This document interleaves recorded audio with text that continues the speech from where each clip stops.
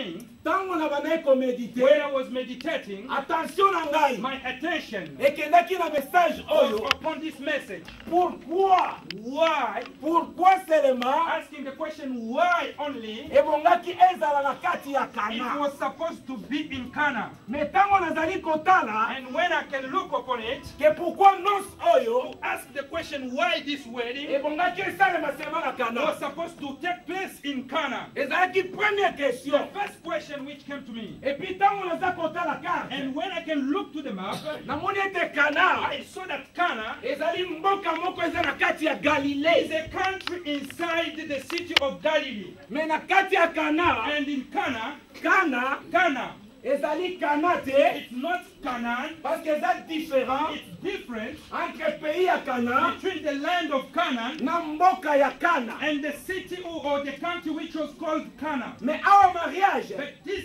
here the wedding eza kosalema na kati ya Kana. was taking place in Cana. Mais napambolaki Nzambe. I bless the Lord Po tango naza kotanga Bible because when reading the Bible na kati ya esprit into the spirit, oko comprendre eloko you moko. may understand something. Bible etikali koloba te The ke Bible didn't say that ke no libala moko that one wedding esalemaki took place na kati ya Egypte. into the land of Egypt.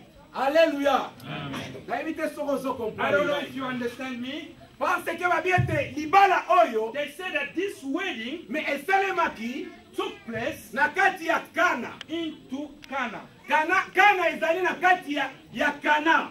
Cana, it's inside Canaan. O Kana, And when we talk about Cana, Kana ezali esika mafuta ya nzoi Canaan was the land of milk epi miliki ezali kotanga. and honey.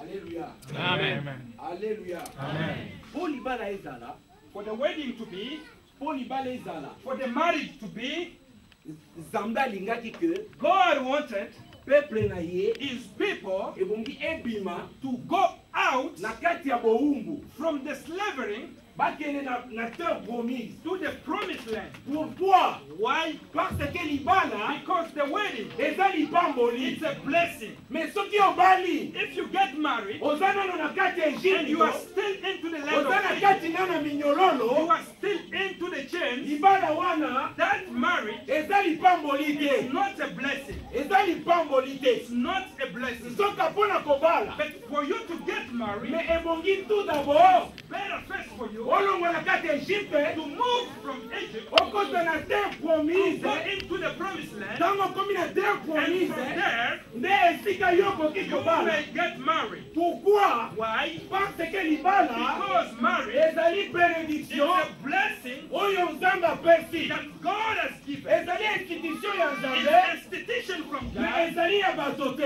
It's not from man. Lokola ezali ya God Nzambe, is from God. libala nyonso All marriage oyo eza kosalema which has been done libanda ya Kana outside of Canaan ekoki kopambwama te. will never be blessed. Mais mpo libala For the epambwama wedding to be blessed, ebongi ezala na kati ya Kana. better to be into the Canaan. Nayebi te soko I don't know comprendre. if you may have, you understand me. Mais Kana oyo naza kolobela, The Canaan which I'm talking about, naza kolobela mboka te. I'm not talking about the country or a land. Naza kolobela Kana ya mboka I'm te. not talking about the land or a country. Nalobi Kana ya mboka te. I'm not talking about Canaan of a land or a Po country. ete moto asala libala, Before somebody can get married, il faut akota na kati ya Kana. better for him to Oyo ezali kopesa mafuta ya which nzoi, is giving honey, oyo ezali kopesa which miliki, is giving milk, oyo ezali koprotege, which is protecting, oyo ezali kopambola. blessing. Le véritable Kana, True Canaan c'est le Seigneur Jésus. Alléluia.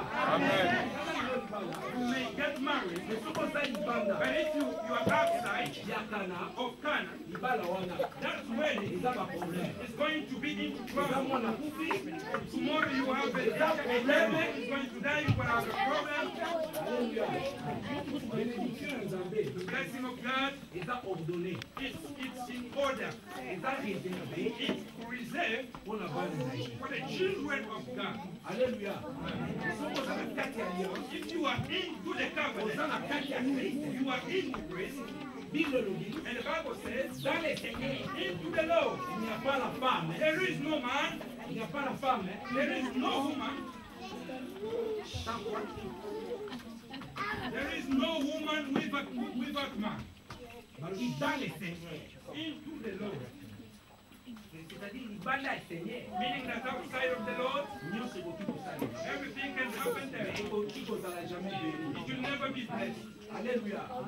Mais namoni ke na kati ya mboka wana ya Kana, But I've seen that in that city of Cana, yoka mystère eza koleka. there were a mystery happening. Jésus Jesus na Marie, with Mary. mystère eza koleka. The mystery was happening. Balobi Marie azalaki invité, They say Mary was invited, Jésus mpe azalaki and invité. Jesus too was invited. Mais yoka mystère eza koleka. Now listen to the mystery. Masanga esili, They ran out of wine, Marie aye, and then Mary came.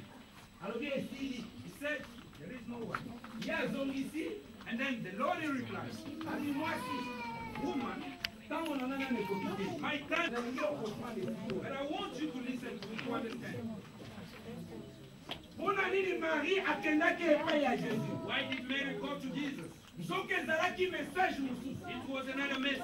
Tozongi na Genèse. Let's go back to Genesis. Kuna na Genèse balobi, Into the book of Genesis, it has been posa said ya mwasi nyonso that all the need of the woman ekodependre na mobali na ye. will depend on the husband. Alors Marie And Mary, ayebaki ete she knew mobali azali wana that there is a oyo man soki among- azangi eloko that if I lack something, ebongi akende epai na ye. I may go to him. Mpona mariage ya Kana, Because the marriage of Cana, kombo ya mwasi ezali te, the name of the woman or the kombo ya mobali the ezali te. bride and groom, they didn't give Me us tomoni any. kaka Jésus na Marie. But we saw two people, Mary and Jesus. Sikoyo Jésus And Jesus, olia aloba epai ya mama na ye, although for him to say to the mother, yoka ye ndenge aza koloba. listen to what he said, Fa, woman, fa.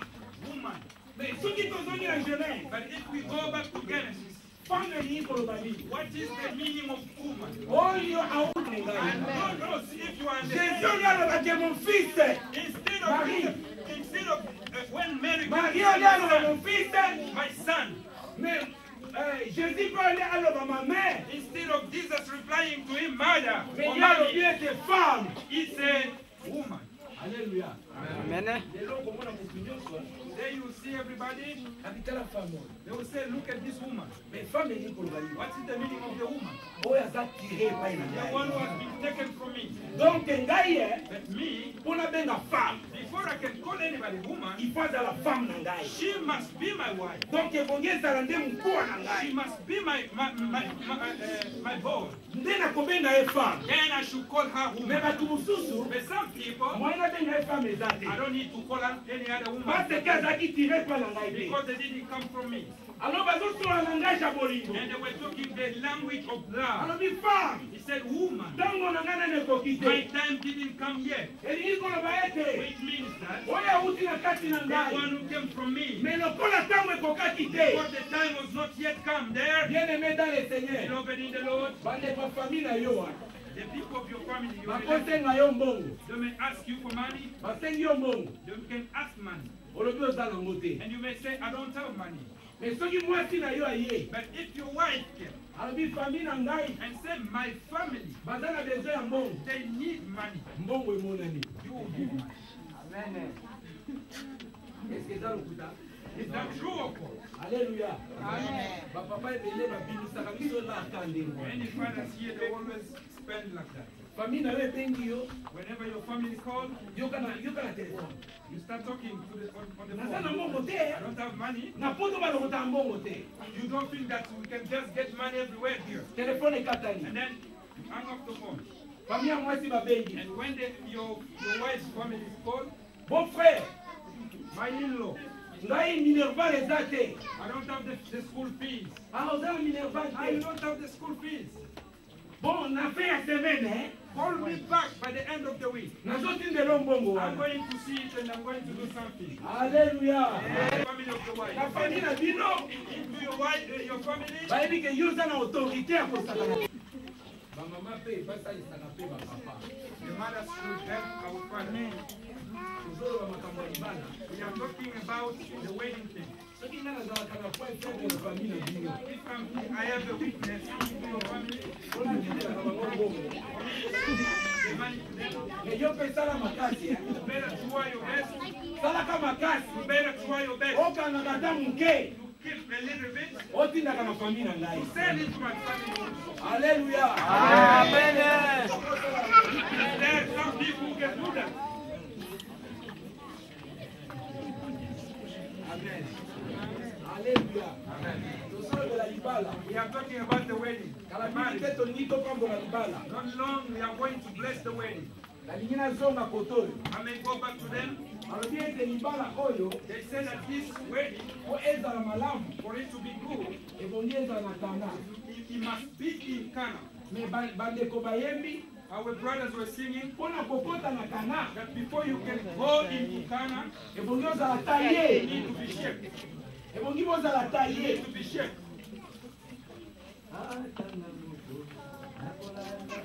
Even myself, I will follow the Lord. I will follow Jesus. Amen. Mikolo nyonso papa mboso adi ngai na kotika kona ngai. Every day, Brother Mboso was saying that I'm not going to surrender my cross. Lelo baomona na kitoko mingi. Today they look very smart and beautiful, Mais condition ezali moko. but there is a condition. Po libala epambolama, Before we can bless the wedding, po libala ezala for malamu, the wedding to be good, ebongi ezala na kati ya Kana. it's better be into Cana.